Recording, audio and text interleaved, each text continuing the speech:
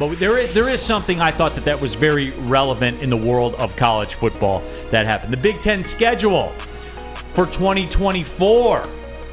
But they did 2025 as well, right? Like it's a 2-year deal. Yeah, at least the opponents, yes. Right, the opponents, not like the days and the dates and all that kind of stuff, but the opponents. And for me, I think that the Big Ten is missing a big opportunity, a very big opportunity. Almost insurance, as you will. Sam, what was your main takeaway from the Big Ten scheduling and the announcements and all that kind of stuff? You know how it was, like, more protected games for one team, less for another. Just kind of, let's just make Rutgers play Maryland. Well, I mean, my first takeaway, to the surprise of no one, is that Michigan in 2024, they actually have some pretty big games. They go to USC, they go to Ohio State. They still have Michigan State in both 2024 and 2025. So their schedule is about to get a lot tougher. And obviously going to the Coliseum, that is a pretty damn cool opportunity that I could possibly get, and Michigan is going to get. And also, did I see that they're doing it divisionless? Correct. And that, you know what that means? And I heard about it discussed on this network and other networks that if Michigan and Ohio State, even with USC coming in, are probably going to be the two favorites. Imagine a scenario where Michigan and Ohio State play in the last Big Ten game of the season and then have to play again in the Big Ten championship game. That's a possibility now. That's what's stupid about it. Well, that's what's flat out stupid.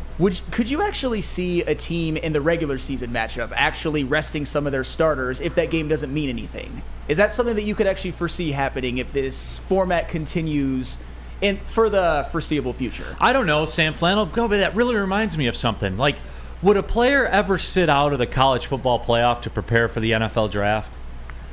I know you're talking about Jackson Smith-Njigba, but to be fair, Jackson Smith-Njigba was basically a non-factor on the team throughout this season. He got injured early on and basically never came back. Right. Would a player ever sit out, like, the Rose Bowl or something like that? The fabled Rose Bowl in Pasadena. They would never do that, right? I mean, it happens all the time now. Oh, does it? I mean, the Rose Bowl has been devalued. Granddaddy of them all. Yeah, but now when it's not a college football playoff game, that's all a lot of these players care about. And you've seen instances where players have played in these bowl games, like Jalen Smith, the Notre Dame linebacker who ended up getting drafted by the Cowboys, but had a horrible knee injury and I think missed the first season. And then as recently, Jamison Williams. I know it was in the national championship game, but he got hurt and basically was not the same for his whole rookie season. So at some point, I don't know. It wouldn't shock me if more players do that, or even if, and as much as you would hate to say it, the Michigan-Ohio State game, if it comes to just Big Ten standings, might not mean anything. Right, there's that. So here's what I do to remedy that. And I got it all figured out, Flannel, and it took me all of 6 seconds of hearing what they were talking about and what they were going to do. You know me, I go a little bit deeper than most, and it turns out it plays out that way to some degree a lot of the time. Like this whole, Michigan-Texas game. I'll believe it when they play. It's on there right now. I know. I know it is. On there right now. But anyway, here's how I would do it if I were the Big Ten. Because, look, let's just put the cards down on the table now. TV runs this. We all know that. More on that in the college football nickel package coming up. Stay tuned. By the way. You see Notre Dame's new athletic director? Seen. Yeah, so we'll discuss that. Yeah, we'll talk about that later. Here's how you do it with the Michigan-Ohio State thing. They play the first or second game of the Big Ten season in September. And the reason you do that is, number one, you get all the pomp and circumstance of it. It's protected. There's no risk of it being played next week. And here's the other thing. You want to know what this is all about? And people will say it's about money and TV networks, which it is. But you know what is a very, very big part of this as well? Getting teams from your conference in the college football playoff. That's what this is all about. You need multiple teams because above and beyond the television money, you get more money the further you go in the playoffs. 100%. And it's big money. So you want as many opportunities to get a slice of that pie as possible. If you do the Michigan-Ohio State game my way, where you're doing it the first week of Big Ten play even, everybody points to it all off season after Michigan gets done playing, UNLVs and Western Michigans and things like that. They're playing Ohio State, and guess what? you get all the hoopla, you get all the attention, you get all the energy, all of it. The big crowds, everything that goes along with it. All the networks broadcasting from there, all the pomp and circumstance. And it doesn't matter who wins. You feel like you feel like it does, but in the grand scheme of things, when November rolls around again, when you get to Big Ten championship games time, you play it again. And with how weak the Big Ten is, sorry guys, you've even come around to that now. With how weak the Big Ten is, you get to the point where if Ohio State loses twice to Michigan or Michigan loses twice to Ohio State, you just go to market and say, well, you know, the only 2 losses were to this team that's undefeated or the Big Ten champion. So who do we play in the playoff? Yeah. It's handled. Everything is there for you, Flannel. You get multiple teams in. You don't lose any of the luster for either Michigan-Ohio State game, and boom, away you go. When you say that, of course, as somebody who is a Michigan fan and who does value tradition, just saying, playing the Michigan-Ohio State game as the first conference game, that seems a little sacrilege at this point. But it would take away the possibility of them playing each other in back-to-back weeks. And you kind of mentioned that it wouldn't matter who wins the Michigan-Ohio State game in the first one, but there's a chance that it would matter. If the outcome is predetermined, if it's predetermined that they're both going, if they play in the final game of the season, then it 100% won't matter. I think there will still be that juice for it.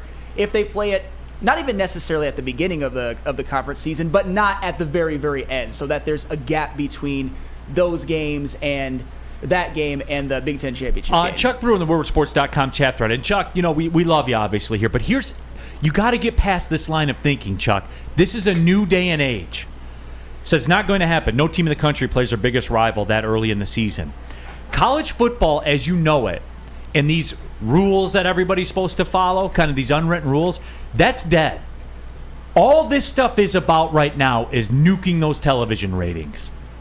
And under Sam's proposed outcome, where you play each other twice in a week, you play each other twice in a week, or you run the risk of the game not mattering. Because if Michigan and Ohio State are there and they're both going no matter what happens, the juice is gone. There's no juice. Like, sorry. You can say, oh, well, it's Ohio State. It's Ohio. And it's that school up north and all that stuff. That's you guys. That's you guys trying to prop this thing up. Under my plan, you get it all.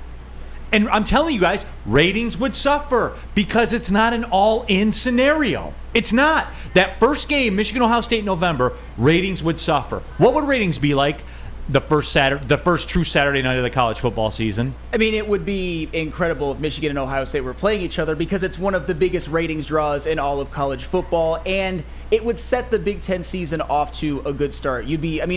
Sometimes week 1 of the Big Ten season, there's a lot of games that aren't really going to matter. Like Michigan might be playing Rutgers, or Wisconsin might be playing Iowa or something like that. I'm just spitballing. But if it's Michigan, Ohio State, and it still means something, it doesn't matter when that game is played. Michigan and Ohio State is going to be a draw. The fans are going to want to come out and see it. And I think in your scenario, if they don't play it as the last game of the regular season, or if they play it as the first game, I'll grant you that. It'll still mean something. It'll still at least have the illusion that it means something, because you never know how things can play out for the rest of the year. And getting that win over your rival in week 1 of the conference season, then you can maybe have that gap, because if you play them the week before and you beat them, odds are that they're gonna beat you in the next game. That would be one of those. You could see a scenario where Michigan or Ohio State, they might rest a few of their starters for the final regular season game, but then be ready for the game that actually matters, which could determine who goes to the college football playoff, or even if they both go, seeding. Because you want to beat your rival at some point, but you would have 2 chances to do it, and especially if it's back-to-back, I don't necessarily like that. I don't know if I like any of this, but you know what? It's college football. I'm going to watch. I love college football. No, absolutely. Catspot says Neal is missing the point. The networks putting the games on don't want the big rivalry games early in the year. Brandon, they are about maximizing ratings calendar round. Look at the money that's being thrown around, man. You cannot put that game in harm's way. You can't do it. You can't. Why? explain to me the no. Other than it's tradition. Explain to me what the flaw is in my plan. Explain it to me. First off, is that a real concern by me? That if it's predetermined they're going to play each other twice in 2 weeks, you can't help but lose juice for that first game. Of course it's a real concern. I mean, maybe with USC coming in, Penn State fluctuates from being up there with the top dogs from time to time, but Michigan and Ohio State, at least for the foreseeable future, it wouldn't shock me at all if both of them are going to make the Big Ten championship game, no matter who wins the rivalry game against each other. So yeah, of course that's a legitimate concern. Chuck Brewer says, so Bama, Georgia going to play week 1. That's bigger than Michigan, Ohio State. They don't play each other this year.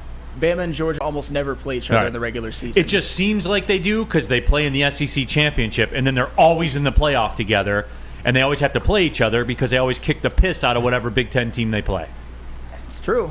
Yeah, I mean that is the thing. If you really look at their schedules, Alabama and Georgia, they almost never play each other in the regular season. You're right, it's an illusion, and I think in the 2021 season they did play each other twice in the SEC championship game and then the national championship game.